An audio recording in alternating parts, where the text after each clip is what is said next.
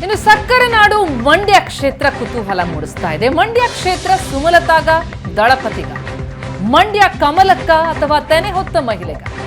ಇದಕ್ಕೂ ಇವತ್ತಿನ ಸಭೆಯಲ್ಲಿ ಮಂಡ್ಯ ಕ್ಷೇತ್ರ ಯಾರಿಗೆ ಎನ್ನುವಂತಹ ಉತ್ತರ ಸಿಗಲಿದೆ. ಬಿಜೆಪಿ ಮೈತ್ರಿ ಪಕ್ಷ ಜೆಡಿಎಸ್ಗೆ ಎಷ್ಟು ಕ್ಷೇತ್ರಗಳು ಲಭ್ಯ ಆಗುತ್ತೆ? 2 ಅಥವಾ 3 ಕ್ಷೇತ್ರಗಳು ಜೆಡಿಎಸ್ ಪಾಲಾಗುವಂತಹ ಸಾಧ್ಯತೆ ಇದೆ. ಯಾವ ಕ್ಷೇತ್ರ ಹಾಗಿದ್ರೆ?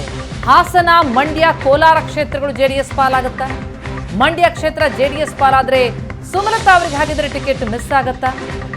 ಇದೆಲ್ಲವೂ ಕೂಡ ಕುತೂಹಲವನ್ನು ಮೂಡಿಸ್ತಾ ಇದೆ. ಎಲ್ಲ ಸಸ್ಪೆನ್ಸ್ಗೂ ಇವತ್ತು ಉತ್ತರ ಸಿಗುವ ಚಾನ್ಸಸ್ ಇದ್ದು, ಕುಮಾರಸ್ವಾಮಿ ಅವರು ಕೂಡ ನಾಳೆ ದೆಹಲಿಗೆ ತೆರಳುವ ಸಾಧ್ಯತೆ ಇದೆ.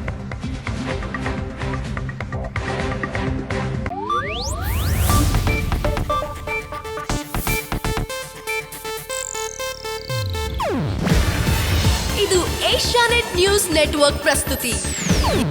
ನೀವು ನೋಡ್ತಿದ್ದೀರಾ ಏಷ್ಯಾನೆಟ್ ಸುವರ್ಣ ನ್ಯೂಸ್.